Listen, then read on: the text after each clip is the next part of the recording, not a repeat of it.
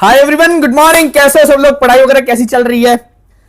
अब कुछ लोग जो मेरे चैनल पे नए आएंगे ना, वो सोचेंगे भैया हमेशा गुड मॉर्निंग क्यों बोलते हैं। मैं गुड मॉर्निंग ही बोलता हूं हमेशा यार। रात में वीडियो बनाऊं, दोपहर में बनाऊं, सुबह बनाऊं, मेरा ये रहता है कि यार मतलब कोई अगर सो रहा हो, जाग रहा हो ना, सो रहा हो, कुछ भी कर रहा हो डिमोटिवेट स्टेट में, तो जग के बैठ जाए। ठीक है, चलो मुद्दे की बात पे आते हैं यार। ठीक है, तो एक कमेंट आया है मेरा, मैंने एक वीडियो बनाई थी some common doubts and misconceptions of every CAT aspirant करके। तो उस पे एक कमेंट आया और कमेंट बड़ा ही प्यारा सा कमेंट है। ठीक है, थोड़ा नया कमेंट भी है। मतलब उस बंदे के आ रहे हैं 45 टू 65 के बीच में रेंज कर रहा है उनका मॉक का score, that is kind of good. ठीक है, उनका गोल है 85 टू 90 परसेंटाइल लाना, यानी कि 50 टू 55। उन्होंने मेंशन किया उनका जो भी गोल है, मैं उनके गोल में कुछ अपनी बुद्धि ज्ञान नहीं डाल रहा हूं। उन्होंने एक सवाल किया है। सवाल यह है कि उनका जो ग्रिप है वो है अर्थमेटिक पे। उनका जो ग्रिप है वो है अर्थमेटिक पे। उन्होंने एल्जेब्रा टच नहीं किया है, ज्योमेट्री टच नहीं की है। ओके, अब वो मुझसे पूछ रहे हैं should I start preparing for algebra and geometry, या फिर सिर्फ अर्थमेटिक से हो जाएगा। चलो इसकी बात करते हैं। मुझे लगता है कि ये काफी लोगों का डाउट होगा, या फिर काफी लोगों का होगा कि यार ज्योमेट्री स्टार्ट नहीं की, करूं या नहीं करूं। चलो, तो इनका जो केस है वो ये है कि इन्होंने इन्होंने अर्थमेटिक, इनका जो ग्रिप है वो अर्थमेटिक पे है। अब ये पूछ रहे हैं क्या इन्हें एल्जेब्रा करना चाहिए और ज्योमेट्री करनी चाहिए या नहीं करना चाहिए। देखो नाम क्या है, पता नहीं नाम, कुछ है नाम नहीं मेंशन है यहाँ पे। ठीक है, तो देखो भाई मेरा मानना, देखो आप ना इस चीज को ऐसे समझो, मान लो आपने अर्थमेटिक अच्छे से प्रैक्टिस किया, बट यू नो इट कि अर्थमेटिक को अच्छे से प्रैक्टिस करने के बावजूद भी देयर आर चांसेस कि आपसे अर्थमेटिक के क्वेश्चंस ना बने। क्या पता डिफिकल्टी लेवल बहुत ज्यादा आ जाए। 2023 CAT 2023 was the toughest paper, मतलब अच्छा खासा टफ पेपर था वो, पिछले 4-5 साल का आप देखोगे तो। अब उसमें क्या किया, अर्थमेटिक आई थी अच्छी खासी टफ आई थी, लेकिन लोगों ने क्या किया, लोगों ने ज्योमेट्री के जो क्वेश्चंस थे ना वो आसान आए थे कंपैरेटिवली, तो लोगों ने ज्योमेट्री अपीयर हुआ, लोग ज्योमेट्री में अपीयर हुए और उनके परसेंटेज बने हैं अच्छे खासे। बट इसका मतलब ये नहीं कि मैं आपको कह रहा हूं ज्योमेट्री जाके पढ़ो, हम बात करेंगे उस बारे में अभी। ठीक है, तो अब मान लो अपने अर्थमेटिक का आपका ग्रिप जो है वो है अर्थमेटिक पे। आपने क्या किया, अर्थमेटिक की अच्छी खासी तैयारी की।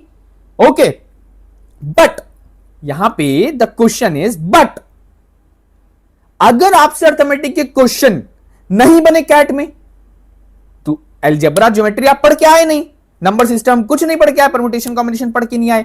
अब अगर अर्थमेटिक के क्वेश्चन आपसे ज्योमेट्री में नहीं, कैट में नहीं बने, तो क्या करोगे? मैं मान रहा हूं, आप मानो आप एकदम अर्थमेटिक के एकदम तुर्रम खान हो, लेकिन अगर क्वेश्चन नहीं बने अर्थमेटिक के एग्जाम में, देन व्हाट? फिर से अपीयर होना पड़ेगा ना कैट में। इसीलिए मेरा सजेशन यहां पे ये रहेगा, अब मेरे को ये नहीं पता कि आपके पास टाइम कितना है, बट मेरा सजेशन यहां पे ये रहेगा कि आप क्या करो, आप एल्जेब्रा एंड ज्योमेट्री, आपकी मर्जी है, कोई भी एक आप उठा लो जो आप चाहो। मैं कहूंगा, मैं सजेस्ट करूंगा एल्जेब्रा ही उठा लीजिए आप, क्योंकि एल्जेब्रा से ज्यादा क्वेश्चन आते हैं। ठीक है, ज्योमेट्री से कंपैरेटिवली कम क्वेश्चन आते हैं। एल्जेब्रा उठा लीजिए आप, लेकिन एल्जेब्रा थोड़ा बड़ा भी होता है, ज्योमेट्री छोटा होता है। ठीक है, आप अपने हिसाब से देख लीजिएगा। आपने एल्जेब्रा उठाया, एल्जेब्रा आपने पढ़ना शुरू किया। अब जो आपका डर है कि अर्थमेटिक का ग्रिप ना छूटे, आपका अर्थमेटिक का ग्रिप ना छूटे, तो आपको क्या करना है, दोनों चीजें पैरेलल चलानी है। थोड़ा अपने आपको पुश करना पड़ेगा, थोड़ी अपनी लिमिट्स पुश करनी पड़ेंगी। अगर आप 2 घंटे पढ़ते तो आपको 3-3.5 घंटे पढ़ना पड़ेगा।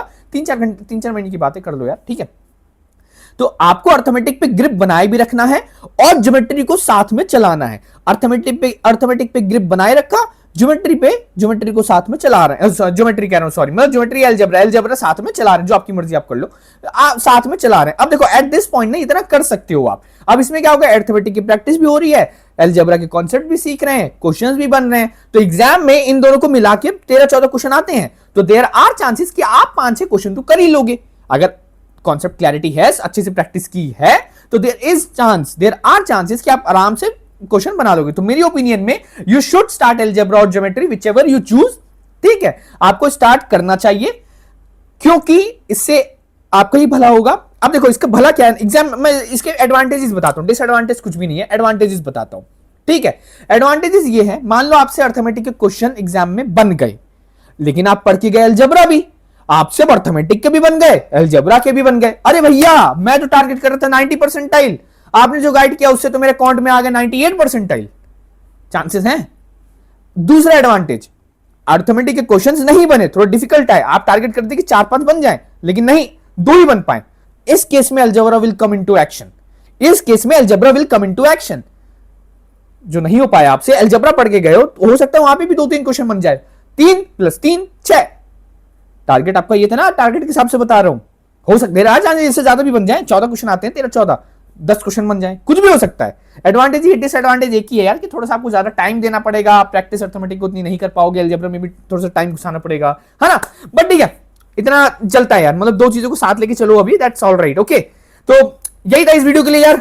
मिलते हैं अगली वीडियो में, तब तक के लिए ऑल द बेस्ट। पढ़ाई करो, ऐसे डाउट लाते रहो तो मैं आपको गाइड करते रहूंगा जितना भी मेरे बस में होगा। अगली वीडियो में मिलते हैं, तब तक के लिए tata bye bye, all the best for your preparation.